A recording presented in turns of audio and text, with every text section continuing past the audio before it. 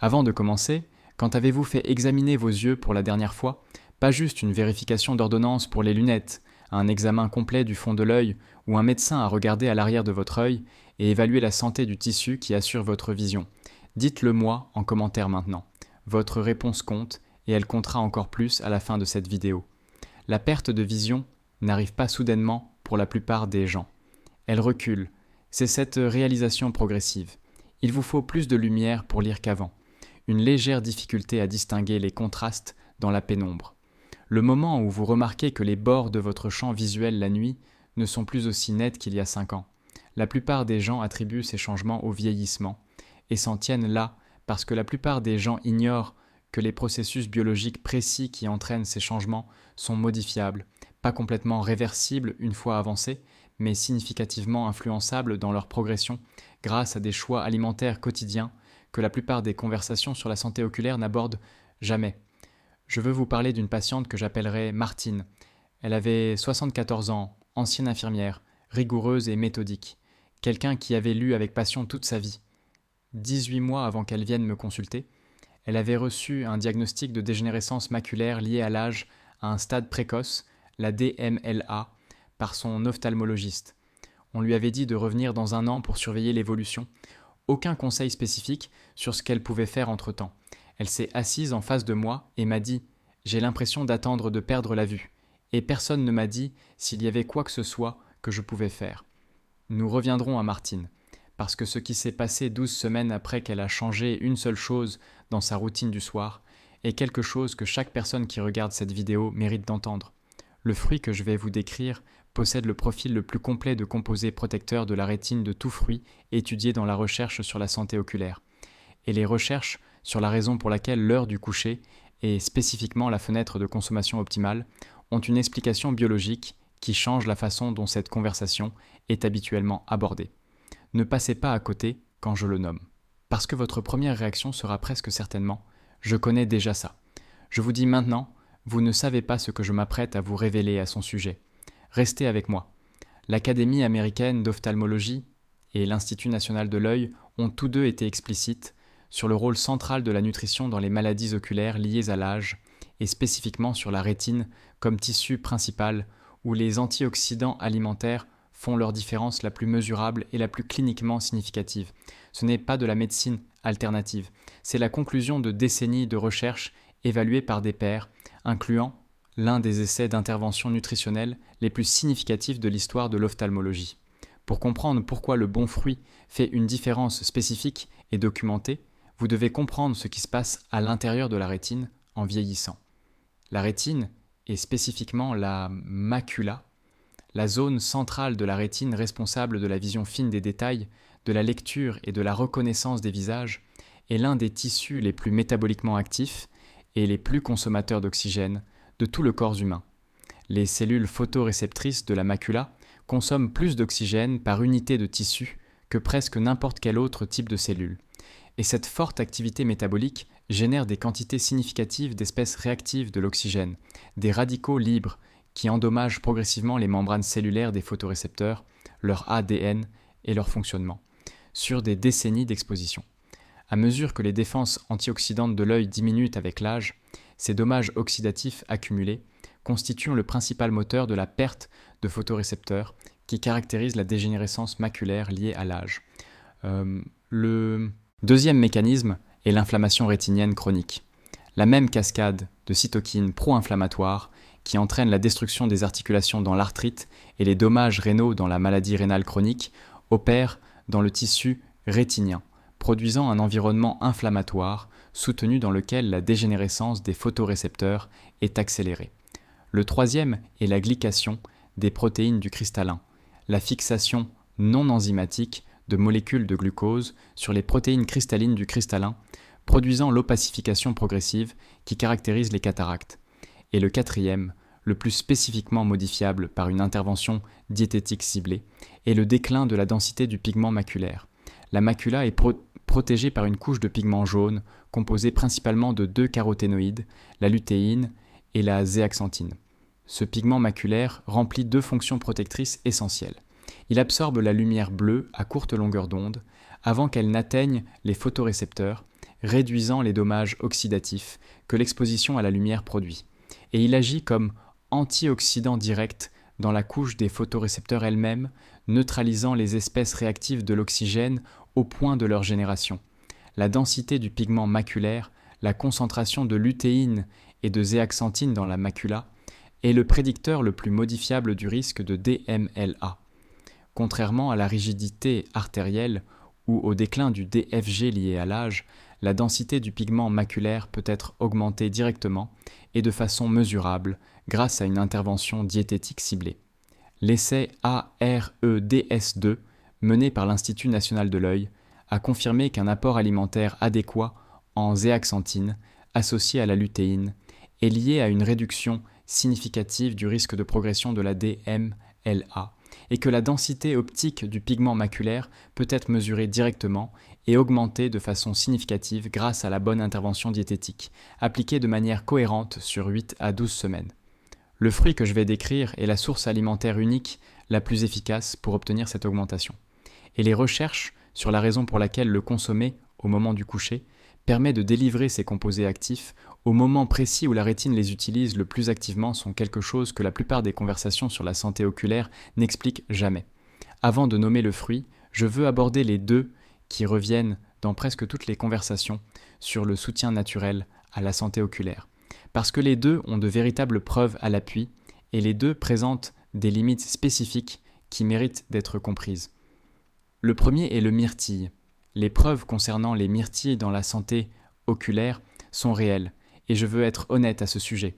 Les myrtilles ont l'une des concentrations en anthocyanine les plus élevées de toute baie commune et les anthocyanines ont des effets documentés sur le flux sanguin rétinien et l'activité anti-inflammatoire dans le tissu rétinien.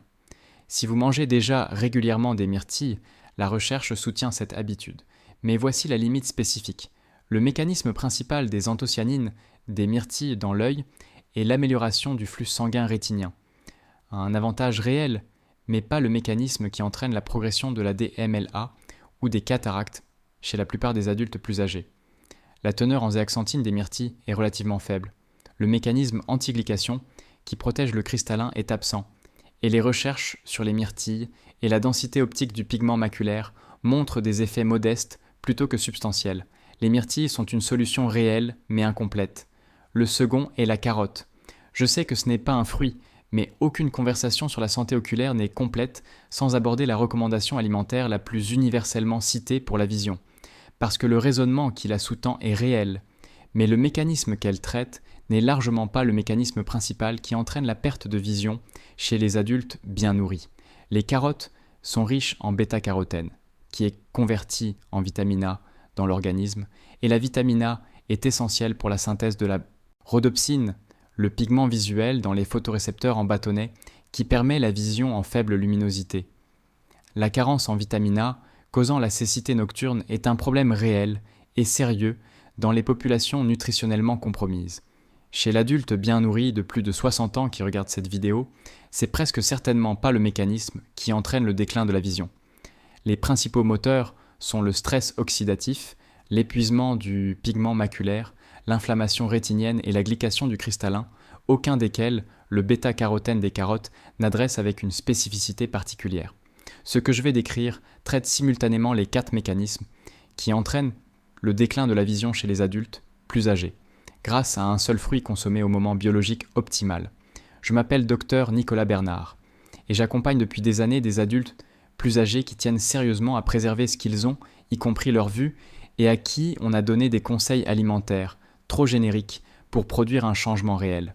Aujourd'hui, je vais vous révéler le fruit numéro 1 que la recherche suggère comme protecteur de la santé de la rétine et du cristallin à travers 4 voies biologiques nommées et mécanistiquement spécifiques, à des concentrations atteignables grâce à une consommation quotidienne cohérente, avec une justification temporelle liée à la biologie de la réparation rétinienne. Je vais vous expliquer exactement comment il fonctionne au niveau cellulaire, ce que la recherche montre sur ses effets, sur la densité du pigment maculaire, et le protocole exact pour le consommer correctement ce soir. Avant de continuer, indiquez votre ville ou pays en commentaire maintenant. Et si on vous a dit que votre densité de pigment maculaire est faible ou si vous avez reçu un diagnostic de santé oculaire, dites-le moi également. Je veux savoir d'où part cette communauté. Et entendez bien ceci avant d'aller plus loin. Si vous avez reçu un diagnostic de DMLA, de glaucome, de rétinopathie diabétique ou de toute autre maladie oculaire, ou si vous prenez des médicaments ophtalmiques prescrits, parlez à votre ophtalmologiste avant d'apporter des modifications alimentaires basées sur cette vidéo. La nutrition soutient la santé oculaire. Elle ne remplace pas la prise en charge professionnelle des conditions diagnostiquées. Je veux ajouter un autre fruit qui revient régulièrement dans les conversations sur la santé oculaire, la cerise acidulée. La cerise acidulée a des propriétés anti-inflammatoires documentées, les mêmes mécanismes anthocyanines qui rendent les myrtilles partiellement bénéfiques. Et certaines recherches soutiennent son activité antioxydante générale. La limitation est identique aux myrtilles. La cerise acidulée ne délivre pas de zéaxanthine, ne traite pas la glycation du cristallin et ne fournit pas le soutien à la concentration en vitamine C de l'humeur aqueuse que le fruit que je vais vous décrire apporte. Toutes ces alternatives traitent l'inflammation par une seule voie. Ce que je vais vous décrire fonctionne sur 4 voies simultanément, incluant une qu'aucun autre fruit communément discuté pour la santé oculaire ne peut atteindre. Le fruit, c'est la papaye. Et avant de passer outre ce nom, restez avec moi à travers les 4 mécanismes, parce que les recherches sur ce que la papaye fait spécifiquement à l'intérieur de la rétine et du cristallin sont plus ciblées mécanistiquement que presque tout autre fruit unique dans la littérature sur la santé oculaire. Mécanisme 1. Soutien de la densité du pigment maculaire par la zéaxanthine. La macula, la zone centrale de la rétine responsable de la vision fine des détails que vous utilisez pour lire, reconnaître les visages et voir le monde en pleine résolution, est protégée par une couche de pigments composée principalement de lutéine et de zéaxanthine. Pensez au pigment maculaire comme à la visière teintée d'un casque de soudeur. La visière n'empêche pas le soudeur de voir. Elle filtre les longueurs d'onde spécifiques de la lumière qui endommageraient les yeux, tout en permettant à la vision fonctionnelle de continuer. Lorsque la densité du pigment maculaire baisse, c'est comme si la teinte s'estompait de la visière. Les photorécepteurs en dessous deviennent progressivement exposés à la lumière du spectre bleu et au stress oxydatif qui les endommage avec le temps. La zéaxanthine dans la papaye n'est pas un antioxydant général qui bénéficie à l'œil en tant qu'effet secondaire. C'est un composé spécifique à la rétine que le corps concentre activement dans le tissu maculaire après absorption. L'essai AREDS2 a confirmé qu'un apport alimentaire adéquat en zéaxanthine associé à la lutéine est lié à une réduction significative du risque de progression de la DMLA. Mécanisme 2. Soutien antioxydant de l'humeur aqueuse par la vitamine C. L'humeur aqueuse, le liquide clair remplissant la chambre antérieure de l'œil, contient de la vitamine C à des concentrations 20 à 30 fois supérieures à celles du plasma sanguin. Cette concentration extraordinaire n'est pas accidentelle. L'œil transporte et concentre activement la vitamine C dans le segment antérieur parce qu'elle est la principale défense antioxydante protégeant les cellules épithéliales du cristallin contre les dommages oxydatifs qui initient la formation des cataractes. Pensez à l'humeur aqueuse comme à des douves entourant le cristallin. La vitamine C est le système de filtration continue des douves, neutralisant les menaces oxydatives avant qu'elles n'atteignent la paroi du cristallin. Lorsque la concentration en vitamine C de l'humeur aqueuse baisse, ce qui se produit lorsque l'apport alimentaire devient irrégulier et lorsque l'âge réduit l'efficacité du transport de la vitamine C, le système de filtration est sous-alimenté. Les menaces oxydatives s'accumulent à la surface du cristallin et l'opacification précoce des cataractes commence. La papaye est l'une des sources alimentaires les plus riches en vitamine C, biodisponible de tout fruit commun. Une tasse de papaye mûre apporte plus de 90 mg, sous une forme qui reconstitue efficacement la concentration de l'humeur aqueuse. Mécanisme 3. Protection anti-glycation du cristallin par la papaïne. C'est le mécanisme que ni les myrtilles, ni les carottes, ni aucun autre fruit communément discuté pour la santé oculaire ne peuvent atteindre. Et c'est celui qui mérite le plus d'être compris si les cataractes vous préoccupent. La glycation est la fixation non enzymatique de molécules de glucose sur les protéines du cristallin, spécifiquement sur les protéines cristallines qui maintiennent la transparence du cristallin. à mesure que les molécules de glucose se lient à ces protéines sur des décennies d'exposition cumulée. Elles perdent leur arrangement moléculaire précis, s'agglomèrent et produisent l'opacification progressive qui caractérise une cataracte. Pensez au cristallin, comme à une vitre de fenêtre parfaitement transparente. La glycation est comme un fin film résiduel qui s'accumule sur le verre au fil des années. Pas visible au début, puis une légère brume, puis une opacité progressive qui ne peut pas être nettoyée de l'extérieur parce qu'elle est liée dans le verre lui-même. La papaïne, l'enzyme protéolytique unique à la papaye, a démontré dans des recherches qu'elle inhibe directement la glycation des protéines cristallines, réduisant le taux auquel se forment les liaisons glucose-protéines qui initient l'opacification. Ce mécanisme n'existe dans aucun autre fruit communément disponible et est l'une des choses les plus cliniquement spécifiques qu'un composé alimentaire puisse faire pour la santé du cristallin. Mécanisme 4, protection anti-inflammatoire rétinienne par le lycopène et la bêta-cryptoxanthine. L'inflammation rétinienne chronique de faible intensité qui entraîne la progression de la DMLA crée un environnement dans lequel la dégénérescence des photorécepteurs est accélérée au-delà de ce que le stress oxydatif seul produit.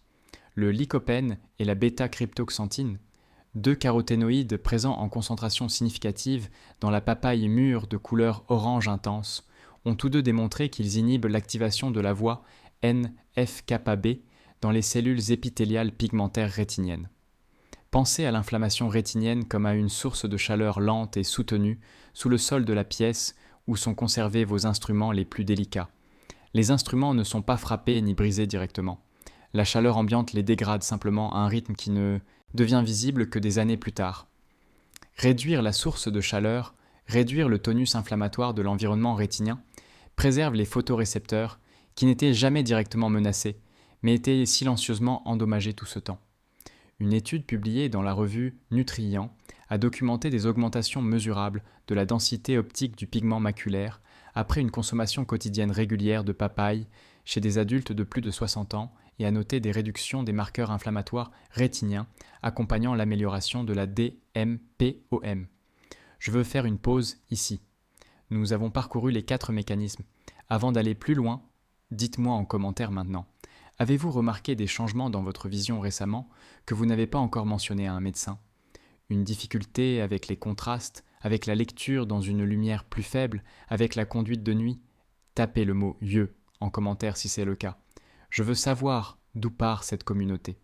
Le protocole pour délivrer la protection oculaire de la papaye à son plein potentiel biologique dépend de 4 détails spécifiques et chaque détail a une raison mécanistique. Forme principale, quantité et timing. Une tasse de papaye fraîche et mûre, environ 140 à 150 grammes, consommée 60 à 90 minutes avant le sommeil. Le timing au coucher n'est pas arbitraire. La rétine effectue sa réparation et sa régénération les plus intenses pendant le sommeil, spécifiquement le renouvellement des disques et des photorécepteurs qui se produit pendant la nuit, géré par l'épithélium pigmentaire rétinien. Consommer la zéaxanthine, la vitamine C et le lycopène de la papaye 60 à 90 minutes avant le sommeil permet à l'absorption maximale de coïncider avec la fenêtre de sommeil précoce lorsque les processus régénératifs rétiniens sont les plus actifs. La maturité est le guide de dosage. La papaye mûre profondément orange délivre une zéaxanthine et une bêta-cryptoxanthine significativement plus élevées que la papaye jaune pâle non mûre. La teneur en caroténoïdes augmente à mesure que la chair s'approfondit en couleur pendant le mûrissement. Si la papaye de votre marché est pâle et ferme, laissez-la à température ambiante 2 à 3 jours jusqu'à ce qu'elle s'approfondisse et s'adoucisse. Le processus de maturation est le processus de synthèse des caroténoïdes. Ne le négligez pas. L'association avec les graisses est obligatoire, pas facultative. La zéaxanthine, le lycopène et la bêta-cryptoxanthine sont des caroténoïdes liposolubles. Sans graisse alimentaire, présente dans l'intestin au moment de la consommation, une proportion significative de ces composés passe sans être absorbée. 4 à 5 noix consommées avec la papaye ou une demi-avocatée ou une cuillère à café d'huile d'olive. Toute source de graisse saine aux côtés du fruit augmente significativement l'absorption des caroténoïdes. Des recherches publiées ont montré que la co-consommation de graisse augmente la biodisponibilité des caroténoïdes de 50 à 100% par rapport à une consommation sans graisse. Les noix ne sont pas une suggestion. Elles sont le mécanisme de délivrance. Amélioration optionnelle. Un filet de jus de citron vert frais sur la papaye ajoute une deuxième dose de vitamine C en plus du contenu propre du fruit, fournissant un soutien antioxydant supplémentaire à l'humeur aqueuse. La papaye, à température ambiante, plutôt que froide sortie du réfrigérateur, est préférable comme rituel du soir, physiologiquement équivalente, mais plus propice à une pratique cohérente. Les jours où la papaye fraîche n'est pas disponible, 2 alternatives de rotation complètent ces mécanismes par des voies non chevauchantes. Kiwi doré, 2 par jour, consommé avec la peau pour une teneur maximale en polyphénol, délivre l'une des concentrations en vitamine C les plus élevées de tout fruit commun, ainsi que de la lutéine, le compagnon du pigment maculaire de la zéaxanthine de la papaye. 2 kiwis dorés par jour suffisent à maintenir l'apport en lutéine les jours où la papaye n'est pas disponible. Baies de goji séchées, 1 à 2 cuillères à soupe réhydratées dans de l'eau tiède pendant 10 minutes avant consommation, associées à une petite quantité de graisse saine, contiennent parmi les concentrations de zéaxanthine les plus élevées de toute source alimentaire sur une base gramme par gramme, dépassant significativement la papaye lorsque mesurée pour 100 grammes.